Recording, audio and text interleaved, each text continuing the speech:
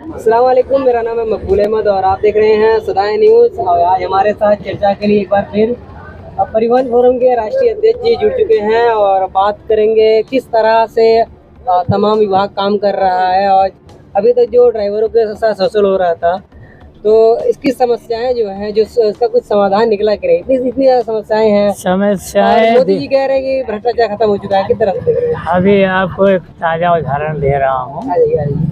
ताज़ा उदाहरण दे रहा हूँ 9 तारीख इन लोगों ने अभी अभियान के नाम पर गाड़ियाँ बंद की, ठीक है, बाहर भीतर परमिट के नाम पर।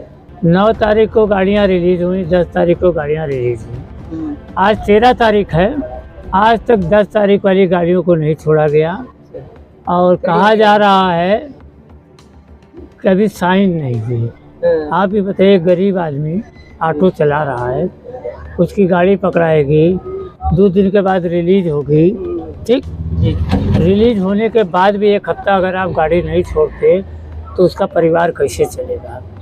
है मतलब कोर्ट के आदेश का खुला उल्लंघन यातायात विभाग के लोग कर रहे हैं और सब मुकदर्शक बना हुआ, सब डरा हुआ है। और यहाँ का यूनियन, अब बड़ी हास्पद बात आपको बता दूं मैं, यूनियन के उपाध्यक्ष की गाड़ी बंद है। यूनियन की उपाध्यक्ष की गाड़ी बंद हो गई? हाँ, यूनियन के उपाध्यक्ष की गाड़ी बंद है। वो गाड़ी 10 तारीख को रिलीज हुई, 8 तारीख को बंद थी, 10 तारीख को रिलीज हुई, आज 13 तारीख है, आज भी गाड़ी नहीं छोड़ी गई और कहा गया कि मंगलवार को गाड़ी छूटेगी।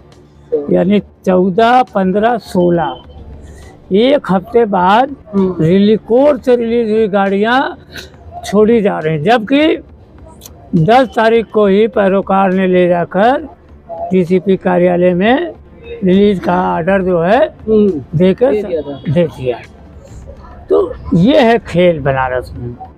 अब आ जाइए, पिछले 2 सालों से जो मैं आपसे बताया था कि मैं बराबर जो है हर विभाग, हर संगठन, हर नंबर टेकर, हर यूनियन के साथ में रहा, जुड़ा और करीब से देखा कि कहाँ क्या हो रहा है। अब आ जाइए आप मोटा मोटी ऑटो यूनियन को ले लीजिए आप और नंबर टेकर को ले लीजिए, क्योंकि इनकी यूनियन की जिम्मेदारी होती है कि चालकों को शोषण हो रहा है, कहीं गलत हो रहा है तो उसको प्रशासन से मिलकर बात करें, उन कमियों को दूर करें। लेकिन यूनियन के लोग कर क्या रहे हैं? वो केवल एक तरह से कमीशन खोरी कर रहे हैं, ठीक है। जैसे उनकी गाड़ियां, जो यूनियन के संपर्क की गाड़ियां हैं 2-4 10 थे, उन गाड़ियों को अगर पकड़ा जाता है तो फ़ोन होता है, उन गाड़ियों को छोड़ दिया जाता है। भाई देवे वो गाड़ियां किसी तरह यातायात विभाग के अंदर पहुंच गई तो फिर उसमें भी एक खेल होता है। उसमें भी खेल है? हाँ, खेल पे खेल मतलब। हाँ, खेल पे खेल। अब उसमें क्या होता है, अब टीआई महोदय या जो टीआई साहब के अंदर से वो गाड़ी बंद होती है, वो गाड़ी का चालान नहीं करते। अच्छा। वो गाड़ी चालान नहीं होती और क्रेन से उन्हें लावारिस दिखाकर खींच के 500, 600 जो भी जुर्माना लेके छोड़ती जाती है। अच्छा, ये लगातार अभियान चला रहे हैं, आपने देखा बराबर अभियान चल रहा है। तो ये गाड़ियों को जब पकड़ रहे हैं, अवैध गाड़ियाँ हैं, इनका कहना है, जबकि मैं उसे अवैध नहीं मानता। 10 किलोमीटर 15 किलोमीटर की दूरी पे इन्होंने परमिट दे रखी है ना। जैसे बाबापुर थे, बाबापुर की परमिट है, चौबेपुर की है, चोलापुर की है, राजा तालाब की है। ये बनारस शहर से कितने किलोमीटर पे है? 14 किलोमीटर, 15 किलोमीटर, 16 किलोमीटर की दूरी पे है। रामनगर की परमिट है। तो रामनगर का खेल अजीब फंसा हुआ है। रामनगर अब की नगर निगम में आ गया, मेयर का चुनाव हुआ, ठीक, सभासद का चुनाव हुआ। अब शहर की गाड़ियां तो रामनगर चली जाएंगी, क्योंकि शहर सिटी परमिट है, तो ऑटोमेटिक उस शहर में हो गया, तो शहर की गाड़ियाँ रामनगर चले जाएंगे। और रामनगर की गाड़ियाँ रामनगर में कहीं भी खड़ी होंगी, उस सिटी के अंदर खड़ी होंगी। रामनगर की गाड़ियाँ जो है, रामनगर की परमिट की गाड़ियाँ जो हैं उसमें लिखा है कि शहर सीमा छोड़कर संचालन होगी। ठीक, अब बताइए पूरा रामनगर शहर हो गया, तब तो रामनगर के किसी भी जगह खड़े हुए अवैध हो गए हैं। अवैध हुए कि नहीं हुए? और रामनगर का परमिट वाला गाड़ी शहर में आ गया, अवैध हो गया। और शहर की गाड़ी रामनगर चली गई तो वैध है। ठीक है सर। रामनगर चूंकि पहले नगर पालिका था, नए प्रेस मीन में वो नगर निगम में आ गया सारा क्षेत्र, इस पर कोई बात नहीं करता। अब बाबतपुर को ले लीजिए आप, 15 किलोमीटर दूरी मुख्यालय से। एक आम आदमी को बाबतपुर से आना है, हरौआ से आना है, काजी सराय से आना है, तो क्या करेगा? 2 साधन पकड़ेगा। है स्मार्ट सिटी इसे कहते हैं कि 15 किलोमीटर में 2 साधन, इसी को स्मार्ट सिटी कहते हैं। ये बदमाश सिटी हुई कि नहीं हुई? स्मार्ट सिटी नहीं, बदमाश सिटी हो गई। भाई 15 मिनट दूरी तय करना हमें, बतौर एक नागरिक बनारस का। मेरा घर हरौआ है, हरौआ सिटी के बाहर है। ठीक, अब हरौआ से हम ऑटो पकड़े तो कहाँ होते हैं? हरौआ से कहाँ से गए ऑटो पकड़ने को? मतलब हरौआ मेरा घर है, जी जी जी। मैं वहाँ से ऑटो पकड़ा, हमें कचहरी आना है, तो हम कैसे आएंगे? हरौआ से हम चलें तो फिर बीच में हम कहाँ रुकेंगे? क्योंकि आपने कहा कि हरौआ देहात क्षेत्र हो गया, तरना जो है शहरी क्षेत्र में होगा। तो मैं 2 किलोमीटर साधन से आऊँ, फिर 5-6 किलोमीटर फिर दूसरे साधन से आऊँ। यही स्मार्ट सिटी का सिस्टम है। आप स्मार्ट सिटी जो है वो सिटी तक ही वो है, जो सिटी का एरिया आसपास जैसे बदौलिया है, मदाकीन है, तो स्मार्ट सिटी तो सब उसी के अंतर्गत बना रहे हैं। उसके बाहर तो जो ग्रामीण क्षेत्र आ जाता है, तो स्मार्ट सिटी के लोगों को क्या वो सुविधा मिल रही है जिसका नाम स्मार्ट सिटी रखा गया है? आता हूँ, उस पर भी आता हूँ। अब स्मार्ट सिटी से 2 किलोमीटर दूर के ग्रामीण क्षेत्र, या जहाँ स्मार्ट सिटी का बॉर्डर है, 1 किलोमीटर दूरी पे, 2 किलोमीटर दूरी पे, 3 किलोमीटर दूरी पे, हाँ 3 किलोमीटर दूरी पे गांव है। और गांव वाला अपने गांव से कचहरी आना चाहता है, कैसे आएगा? ऑटो वाला लेकर आएगा तो आप जहाँ तरना है तो आप कहोगे अवैध है, बंद कर दोगे। 207 में सीट, सारी गाड़ियाँ 207 में सीट। ऐसे नगर निगम तो हर तरीके से जो वसूली कर रहा है, तो सुविधाएं कहाँ पर है? मतलब सुविधाएं जमीन पर भी तो 20 वर्षों से नहीं आ पाए। तब अब की का नाटक सुन लो, नगर निगम का टेंडर का। इन्होंने टेंडर की आखिरी डेट निकाली 10 तारीख।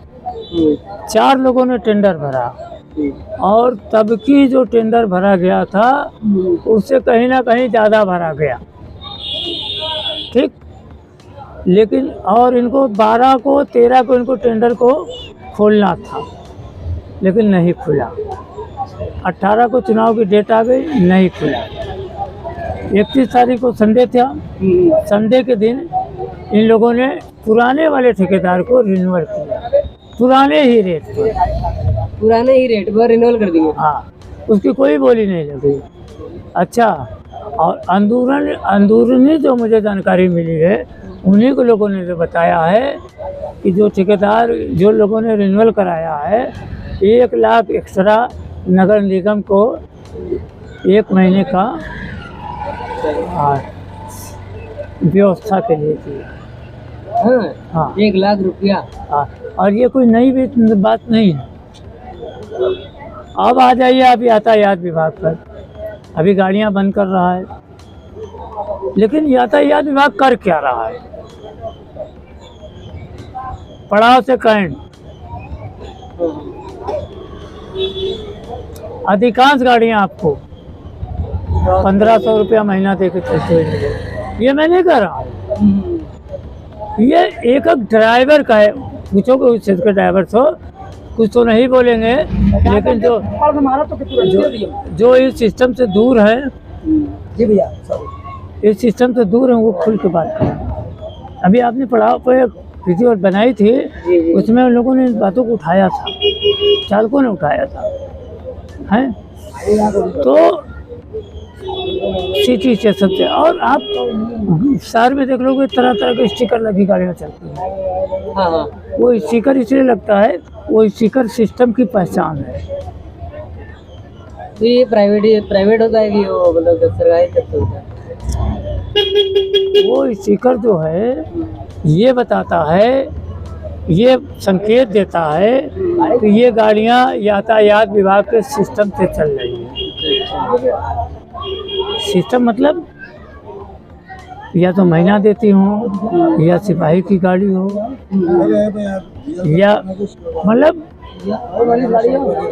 तो पूरी तरह बाहर भीतर के नाम पर बनारस में सिर्फ लूट है। और बार बार ये गाड़ियों को पकड़ रहे हैं, और एक दो गाड़ी नहीं पकड़ते, 1000, 2000, 5000, 7000 ऐसे अभियान के नाम पर गाड़ी पकड़ते हैं। ये गाड़ियाँ इतनी चल कैसे रही हैं? आज हम भी एक टोटो से टेम्पो से आ रहे, तो टेम्पो वाला भी कहा कि 90% जो गाड़ियाँ हैं हाँ वो गैर नियमित चल रही है। हाँ। तो 10% है वो ही रजिस्टर्ड है। हाँ, मतलब इनके सिस्टम के हिसाब से जो बाहर भीतर के लोगों ने खेल बनाया है, उस खेल के हिसाब से 90% गाड़ियाँ इनके हिसाब से अवैध हो जाएंगी। जी भैया, बताइए ना क्या हुआ, मतलब क्या? अच्छा, वो आप वीडियो बना रहे हैं सब? गाड़ियाँ वो सही कह रहा था चले है, लेकिन वो अवैध हम नहीं मानते उसको। 3 सीटर गाड़ियाँ हैं, 3 लोगों को चलेंगे लेके, ये कहाँ चलने के लिए बनी है? ये गांव देहात में चलने के लिए बनी है। छोटी गाड़ियाँ शहरों के लिए बनी, बड़े बड़े शहरों के लिए बनी, कि जहाँ जाम का वो होता है, बड़ी गाड़ियाँ चल नहीं सकती हैं, परेशानी होती है, वहाँ के लिए छोटी गाड़ियाँ निकाली गई कि शहर को जाम से बचाया जाए, शहर को यातायात व्यवस्था सही रखी जाए। लेकिन हो क्या रहा है? नगर निगम स्टैंड के नाम पर ठेका दे रहा है, एक भी स्टैंड का निर्माण नहीं करा था पिछले 20 सालों से। सब आपके अंधे बने हुए पाए बैठे हुए हैं। ये जो भी समस्याएं हैं, ये काफी पुरानी है और जटिल समस्याएं देखा जाए तो। ये जटिल नहीं है, ये जटिल नहीं है, ये सिर्फ जेब भरने के लिए उनका एक अपनी व्यवस्था बनाई गई है, संवैधानिक व्यवस्था माने 0। अच्छा, ये बताइए 10 रुपये